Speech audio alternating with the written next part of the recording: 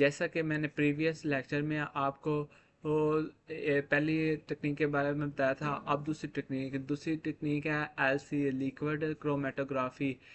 جو liquid chromatography use کی جاتی ہے وہ ہوتی ہے ہائی پرفارمنس لیکوڈ کرومیٹوگرافی۔ یہ basically separation of compound based on differential interaction between liquid mobile phase and a solid stationary phase under high pressure۔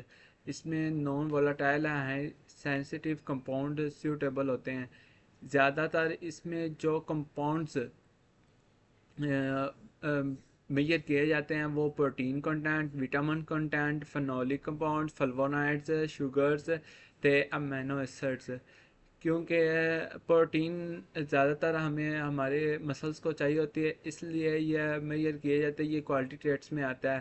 اس کا بریڈنگ پرپز ہے improving nutritional quality, selection for high protein and vitamin content, screening for anti nutritional factors. زیادہ تر یہ serials, pulses اور fruits میں کیا جاتا ہے، کیونکہ وٹامنس جو ہوتے ہیں وہ سیٹرس میں پائے جاتے ہیں، اس لیے یہ ٹیکنیک یوز ہوتی ہے وٹامن کی امپرومنٹ کے لیے ان سیٹرس۔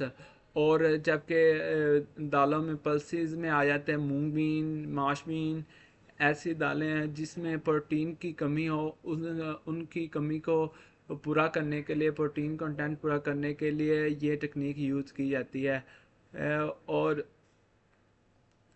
ان کی کوالٹی کو بہتر کرنے کے ساتھ ساتھ ان میں نیوٹریشنل کوالٹی کو بھی امپروو کیا جاتا ہے۔ نیوٹریشنل کوالٹی کہ ان میں جو نیوٹرینٹس ہیں ان کی کمی ہوتی ہے، جیسا کہ آپ کو پتہ ہے کہ وٹامن اے ہوتا ہے، وٹامن بی ہوتا ہے، وٹامن سی ہوتا ہے، اور وٹامن ای بھی ہوتا ہے۔ وٹامن اے جو ہوتا ہے وہ ہمارے آئی سائٹ کے لیے، اگر اس کی کمی ہو تو ہمیں آئی سائٹ کا مسئلہ بنتا ہے، اس لیے وٹامن اے کی کمی ہم رائس ٹیکنالوجی ہے، آپ کو پتا ہوگا گولڈن رائس انٹروڈیوس کرایا تھا، جس میں وٹامن اے کی کمی کو پورا کیا گیا تھا، اور اس میں نیوٹریشنل کوالٹی کو امپروو کیا گیا تھا۔